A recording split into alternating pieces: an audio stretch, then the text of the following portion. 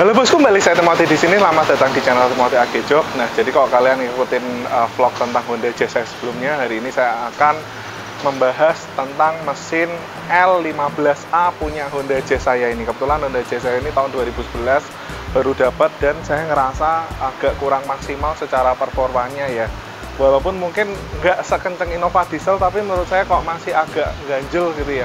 Kalau ditarik itu rasanya kurang enak gitu kalau misal untuk performa mesin daripada Honda Jazz ini lah. Maka dari itu mungkin saya akan memberikan tips gitu bagaimana membuat Honda Jazz ini itu jadi dibilang kenceng enggak, tapi menjadi performanya maksimal, semaksimal mungkin kita maksimalkan performanya walaupun dia bukan turbo.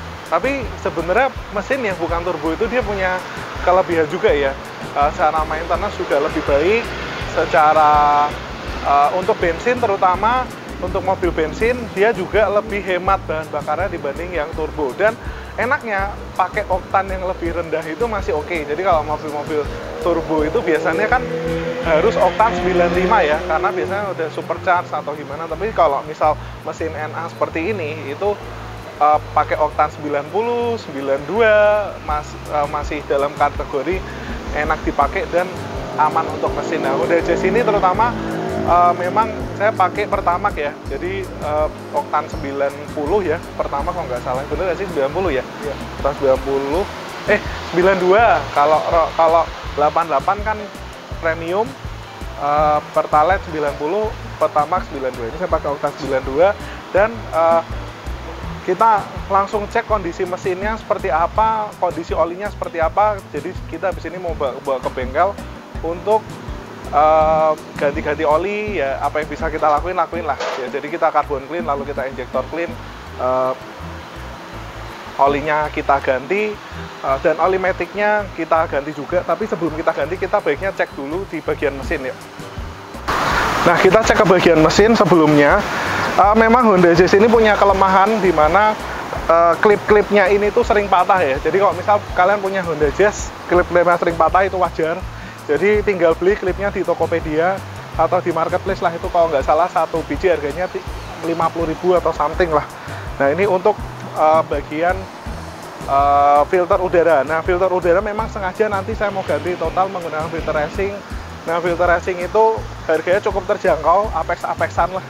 Harganya 200 ribuan, saya beli di marketplace. Dan saya nggak tahu apakah ngefek atau enggak, tapi waktu di Innova Diesel saya coba ngefek. Nah, lalu kita langsung ngecek ke bagian olinya ya. Ini adalah dipstick oli mesin. Kita cek, nah ternyata kalau dilihat olinya memang sudah cukup hitam ya, sudah banyak gram, dan mungkin memang harus diganti nih oli mesinnya. Nah, lalu untuk oli matic, dipsticknya ada di bawah sini. Nah, karena si owner juga tadinya yang saya beli mobil ini ngomong bahwa oli maticnya tuh masih baru ya. Dan ini bisa dilihat masih bening banget. Memang ini oli maticnya kayak baru diganti ya.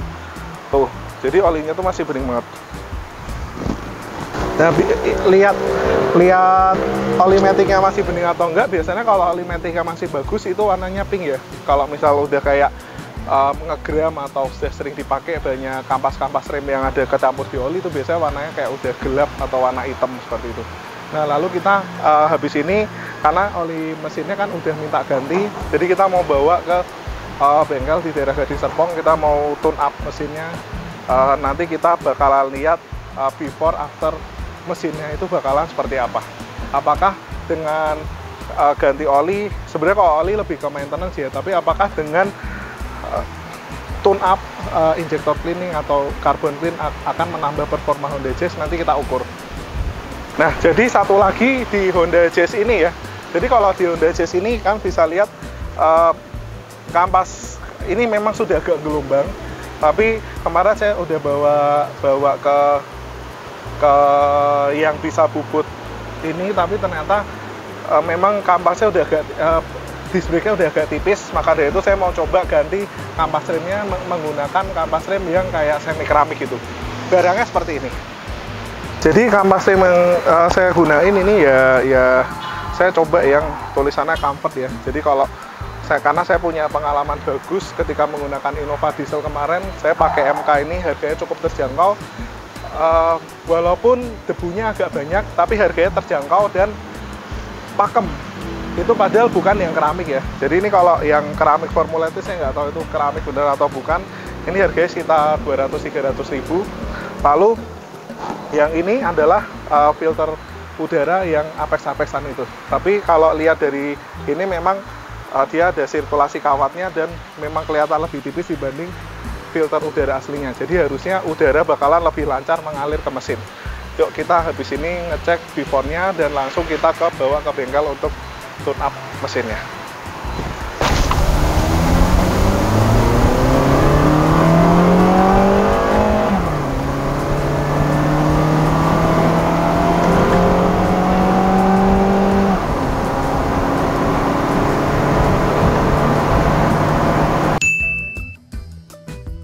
Nah, ini kebetulan saya udah di bengkel Auto Cartrix ya, sama Koh Satria. Gitu. Tadi sih kebetulan saya lihat reviewnya 4,9, jadi akhirnya datang. Saya bingung juga review bisa 4,9 ya. Itu caranya gimana sih? Iya, dari customer toh yang ngasih itu. Ya, biasa di kan Google ini ya. Ya itu mereka pada ngasihnya di situ sih. Oh, biasa kalau review kan 4,5 wajar lah. 4,9, jadi saya langsung datang ke sini. Kebetulan kayaknya Pajero juga banyak di sini ya, kayak diesel engine ya, kayak sering ngerjain ya. Banyak diesel sih. Soalnya kan memang main di situ. Aku kan ikut beberapa klubnya Pajero juga. Oh, jadi ada Pajero juga ya kayak. Tahun berapa kalau Pajero itu? Aku 2016 sama 2019. Oh, mantap. Nah, ini kalau mau nanya nih. Ini kan saya baru dapat Honda Jazz 2011. Ya, 2011 ya. So far sih waktu ngecek mesinnya kayak aman, enggak. Bodi aman, enggak ada bekas. Kayak kalau bodi ada sih kok. Bumper kok. Iya, kayak fender juga kayak sih. Di sini nih kena. Tapi aman toh. Sporing tulang aman. Cuma saya lihat juga repairannya lumayan ya, kayak bukan repairan nggak kasar gitu sih.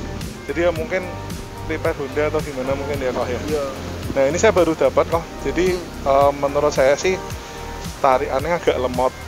Agak lemot, terus olinya juga hitam gitu. Cuma yang oli matic kata ownernya sih sudah pernah diganti. Barusan diganti bulan November gitu. Jadi sempat saya cek juga tadi kayaknya sih bagus ya. Tapi aku nanti minta tolong dicekin lagi aja. Nah kalau mesin bensin itu supaya tarikannya enak gitu sebenarnya diapain ya kok ya? Nah gini, ini kan baru ngangkat. Kita pasti pertama kan kita cek dulu apakah kondisinya normal semua. Kayak bersih atau enggak daleman mesinnya, terus kondisi busi pengapian itu kan yang utama.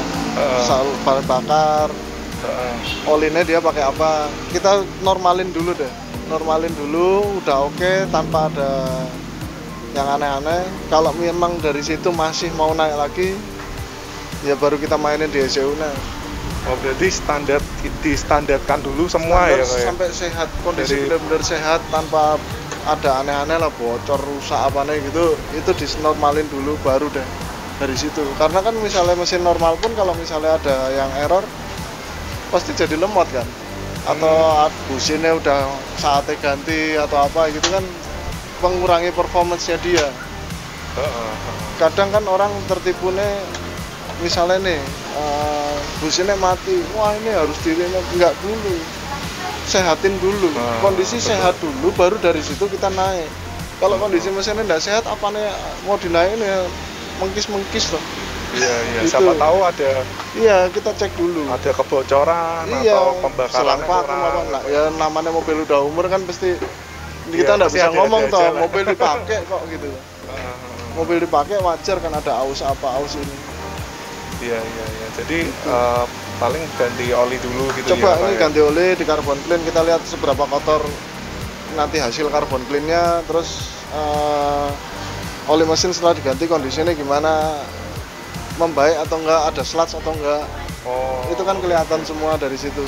Karena kan sebenarnya isi dari si mesin itu kelihatan itu dari olinya. Olinya dibuka ada lumpur, pasti dalamnya parah kerak banget. Oh gitu ya. Iya, itu wajahnya si mesin terlihat di situ. Lah terus kalau misal sampai ada slash nih kok, itu penanganannya gimana ya? Tergantung, nggak bisa disamain semua mobil. Harus turun mesin atau gimana ini? Kalau keraknya masih tipis, pakai flashing oil masih oke, masih bisa. Tapi kalau misalnya sampai udah parah, opsi pertama yang paling parah turun mesin, yang kedua diterapi. Jadi kita pakai oli, ganti olinya dipercepat. Misalnya nih tadinya 10.000, turunin 2.500, ganti per 2.500, turun nggak rontok nggak kerak ya. Kalau misalnya nggak rontok ya baru. Oh gitu ya. Ya kan nggak terus turun mesin kan tentu biayanya kan parah ya, pasti langsung tinggi. Jadi terapi dulu ya. Iya, jadi kita pakai oli yang kelas-kelas menengah lah untuk buang keraknya itu. Oh. Karena walaupun oli murah asal asli ya, itu tetap ada deterjennya. Oh gitu ya. Iya. Walaupun ini bensin ya kok ya, bukan solar ya. Tetap sama kok. Perlakuannya sama ya. Masalah oli untuk ngilangin kerak ya bensin diesel sama lah penanganannya. Cuman kalau jenis olinya yang beda. Jenis olinya beda kan. Sekarang kan banyak tuh oli yang banci, dalam tanda kutip bisa bensin bisa diesel. Itu tidak fully ke spesifik ke mesin itu gitu. Jadi pemakaiannya nggak mungkin lebih panjang daripada memang oli spesifik untuk mesin tersebut. Oh gitu ya. Iya. Jadi misalnya nih kayak oli diesel, dia kan harus bisa ngelawan yang namanya ash. Jadi jelaga abu dari sisa pembakaran itu kan masuk ke mesin, ke oli mesin. Kalau oli bensin dimasukin ke diesel pasti kan dia pelumasannya langsung drop, berkurang jauh. Oh gitu ya. Lebih cepat teroksidasi. Walaupun dengan kekentalan yang sama ya Pak. Misal sama-sama kalau kekentalan 10-40 gitu, tetap beda ya. Tetap beda, aditifnya beda. Okay. Tetap berbeda, aditifnya jauh sekali. Kekentalan itu lebih ke pengaruh ke celah-celah si mesin. Misalnya mesin yang model-model lama itu memang pakai 1040. Mesin-mesin baru sih rata-rata udah 530, 030, 020. Nah, kalau misal Honda Jazz ini kok, ini kan kebetulan ada 103.000 km. Itu dengar-dengar rumor ya, kalau misal mesin udah jalan ratusan ribu kilometer kok harus dibikin yang lebih kental gitu atau itu apa? Tergantung. Kalau misalnya mesin itu tidak ada asap putih, seal klep nggak bocor, piston masih bagus, harusnya sih aman-aman aja pakai yang sesuai dengan rekomendasinya. Misalnya rekomendasi 530 sampai 1040, kita pakai 530 ini masih aman. Oh gitu ya. Iya. Oh, jadi itu belum jadi patokan. Belum jadi patokan ya. Belum bisa jadi patokan. Ada yang kilometernya rendah tapi makanya jorok, udah ngebul putih ada. Kalau udah ngebul putih sih udah. Itu kenapa kok? Apa olinya salah kali ya? Atau apa? Males ganti oli ya. Ada yang dibablasin, misalnya harusnya cuma bisa 7.000, 5.000, diajar sampai 10.000, 15.000. Ya pasti. Dan sekarang kan banyak ini oli-oli yang memang diklaim bisa 10.000 ya. Banyak, tapi apakah itu benar? Kan kita harus tes dulu. Oh iya betul. Tes di Trakindo atau apa itu mungkin lembaga yang independen akan jauh lebih bisa memberikan hasil yang lebih akurat lah daripada yang klaim pabrik. Karena kan klaim pabrik bisa aja dites di negara A, negara B, negara C kan tidak mungkin sama. Perilakunya berbeda. Kondisi alamnya beda, kondisi bahan bakar beda. Iya, kadang kalau kayak diesel biosolar gitu sih. Ya, mobil premium gitu ya. Sampai masih sering isi premium tuh. Antrinya udah panjang, bensin waktu ngantri udah setengah jam itu dihitung loh. Ya, berapa itu? Selisihnya berapa ya? Selisihnya masuk ya. Dan kan mesin itu kan juga ada permintaannya. Ini kompresi sekian harus pakai oktan sekian. Itu kita ikuti lah. Kalau misalnya cuman semata-mata udahlah hajar premium nggak apa-apa, mungkin dalam waktu pendek nggak apa-apa, tapi begitu dalam jangka panjang pasti ada efeknya kok.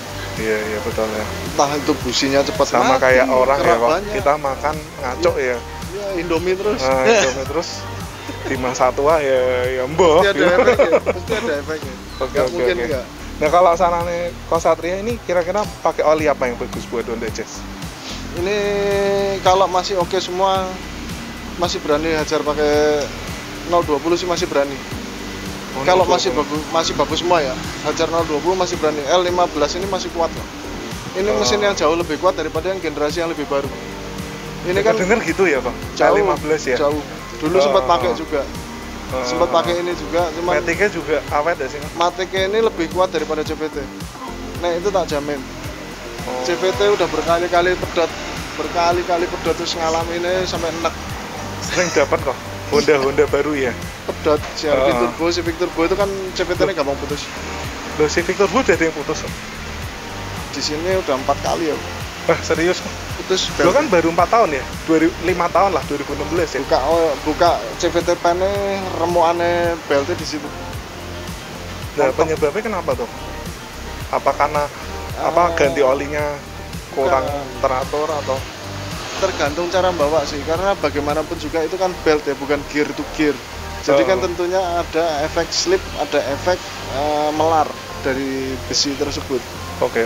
Nah, misalnya kakinya tanda kutip kasar, ya maksudnya ngegas dalam-dalam gitu ya. Gas spontan gas full rem. Nah, itu lebih tingkat stresnya si belt lebih tinggi, akhirnya putus. Karena kan itu termasuk kategori pemakaian yang tanda kutip tidak normal ya. Tidak normal. Berarti saya nggak salah pilih lah beli Honda Jazz ini ya, walaupun uang. Ini Jazz yang ini paling kuat. Kemarin sih sempat nyoba mobil ini sih kok. Sama saja saya coba. Itu memang kayak kondisinya oke ya, maksudnya kayak nggak ada ngebul, belakang bersih, matic nggak jeduk-jeduk. Ya wis lah, coba ini. Makanya kan ini coba kita lihat nanti pas di carbon clean seperti apa. Oke. Nanti nggak dicekin aja ya, Pak. Siap. Misalnya oke semua ya. Habis ganti oli cobaan sih masih kurang nggak? Gitu aja. Tapi sebenarnya kalau kayak kebetulan saya kan sering bawa Innova diesel kok, kayak sih mesti kurang sih kok. Iya, beda lah. Ini CC juga nggak bohong kok. Udah Innova diesel terus remap, wah bawa gini rasanya beda. Ya pastilah, ini kan CC nggak bohong lah. Cuma ya lebih halus sih kok kalau bensin pasti lebih halus dari diesel lah. Kecuali diesel Eropa ya, beda pasti halus ya. Oke. Sip, gitu jadi nanti dicekin aja ya Pak. Thank you Pak Satri.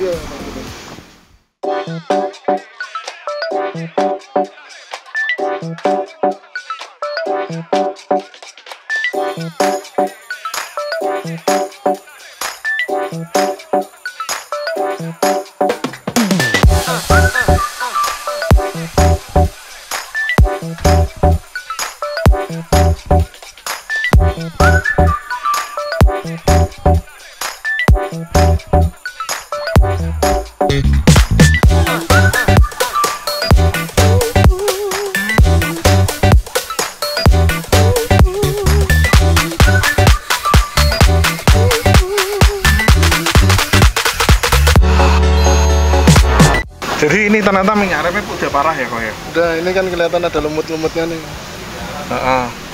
Ya. Hitam-hitam itu ya? Tuh. Gantilah. Minyak rem itu kan dia nyerap air. Jadi 2 gitu tahun ya, lah ganti hidroskopis deh. Ya udah kok diganti aja sekalian kok. Iya.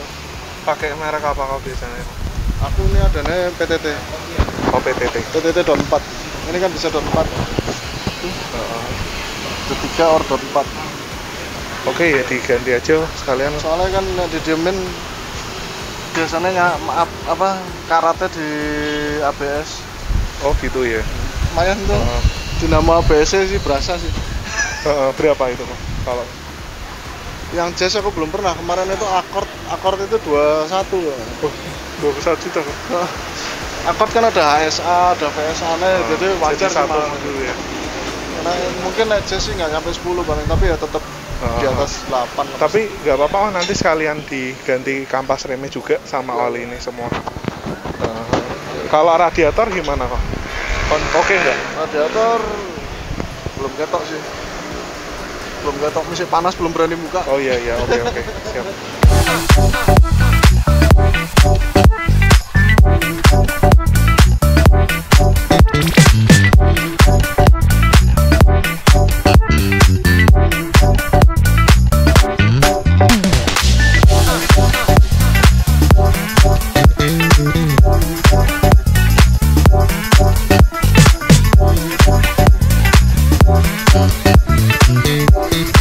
Thank you.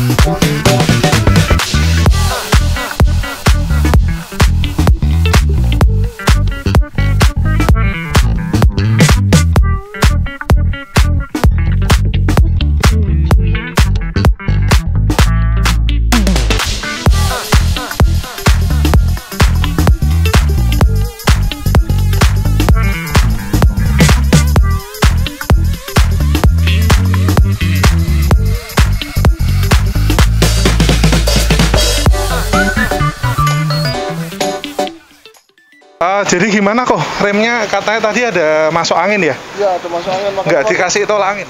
Ya, dikerokin. Dikerokin, nah ini nggak bisa masih tolak. Oh, masih tolak nggak bisa ya kok ya? Tadi kan pertamanya kan diinjak ambles. Oh iya, kan jadi spelengnya jauh ya? Oke. Jauh. Coba aku cek ya. Coba diinjak kan kelihatan. Dari injak kakinya kelihatan. Maaf nih kotor. Ya. Oh iya loh. Jadi ini sih. Jadi langsung ngerem gitu ya. Tapi ini enggak. Berarti enggak pas jalan tetap open kan kok. Ngelos ya. Begitu diinjak baru deh. Oh. Kan tadi udah dipakai yang tadi itu loh. Rubber grease. Nek buat slider kaliper itu harus pakai rubber grease. Nek pakai grease biasa pasti macet. Oh gitu ya. Makanya tadi kan dibersihin semua terus diganti pakai rubber grease yang bener. Nek gitu karetnya kan melar. Karet melar itu kalipernya macet. Oh gitu Gak ya. boleh. Jadi ada grease khusus ya kok ya? Ada yang buat karet. Oh, oke. Itu kelihatannya sepele tapi sering bikin kampasnya makan sebelah, nyangkut ya itu. Tapi ini memang harusnya disc brake-nya diganti juga harusnya ya kok ya? Nek kondisi kayak gitu sih apa pakai dulu aja? ada baiknya. Ada baiknya ganti aja ya? Ya next lah kok. Karena mesti pesan dulu juga ya kali ya spare part-nya. Oke gitu, jadi restorasi mesin jazz ini udah selesai. Sebenarnya nggak restorasi sih, sebenarnya hanya mengembalikan kondisi, refresh kondisi mesinnya supaya jadi baru lagi. Nah habis ini nanti kita mau tes ya, karena udah sore, paling kita ngetesnya besok pagi aja. Oke. Jadi kita mau coba setelah servis tune up dan ganti oli kemarin, dan kita mau coba bagaimana performanya.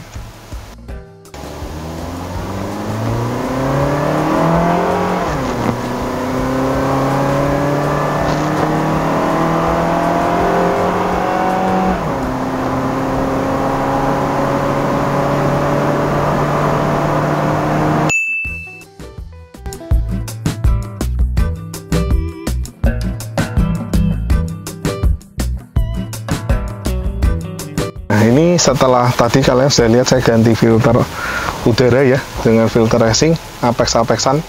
Kita mau coba 0 ke 100.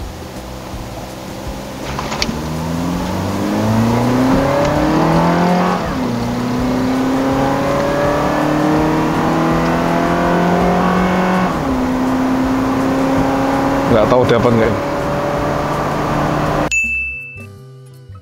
Nah, jadi balik ke kesimpulan ya. Jadi kalau lihat bahwa Honda Jazz ini saya melakukan 3 kali pengetesan, yaitu pertama ketika dapat mobil ini langsung dites 0 ke 100, lalu setelah itu dilakukan tune up dan penggantian fluida, dan yang ketiga itu setelah melakukan penggantian tune up dan fluida itu mengganti juga filter udara dengan filter udara racing ya.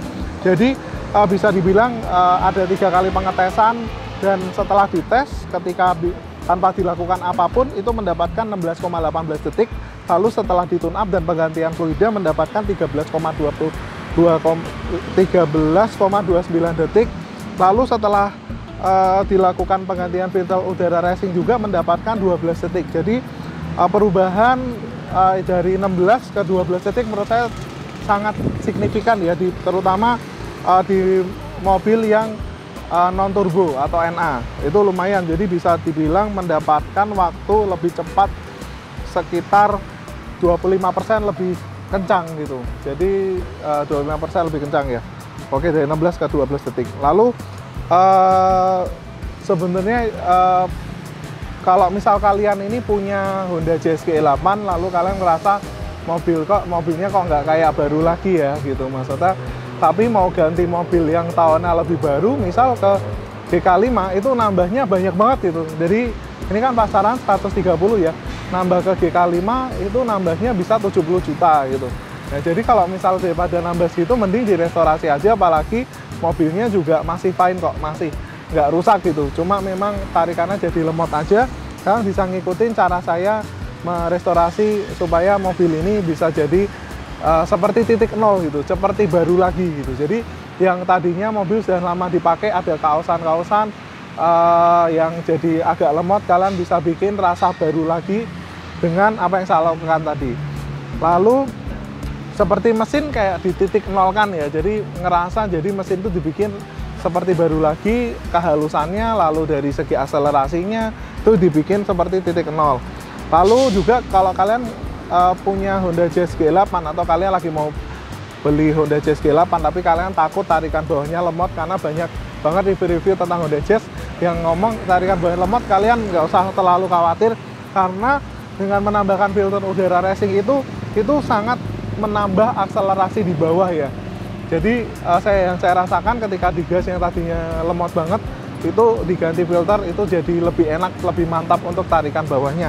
Lalu kalau misal kalian punya Honda Jazz G8 dan udah ngerasa boros, atau kalian mau beli Honda Jazz G8 takut mobilnya boros, itu kalian juga bisa ngikutin cara saya, karena dengan cara seperti tadi membuat kehematan bahan bakarnya itu lumayan. Jadi yang tadinya itu 1:11, tapi setelah dilakukan tune up dan penggantian fluida dan juga filter racing itu malah jadi 1:13, jadi hemat banget ya. Dan sempat juga waktu saya bawa dari Semarang ke Jakarta atau Jakarta Semarang itu mendapatkan angka 1:14 atau 14,5, itu udah untuk rute luar kota, itu bener-bener menurut saya hemat ya untuk mobil sekencang ini yang sudah yang tarikannya juga kencang kayak gitu. Nah, untuk budgetnya seperti tadi, jadi kalau misal kalian pengen merestorasi seperti Honda Jazz saya itu, kalian mesti menganggarkan sekitar 1,4 plus 300-an, berarti 1,7 plus filter racing 2 juta, itu sudah mendapatkan mobil Honda Jazz G8 dengan rasa baru ya. Jadi rasa G8 kayak waktu pas pakai 2011 dulu ya.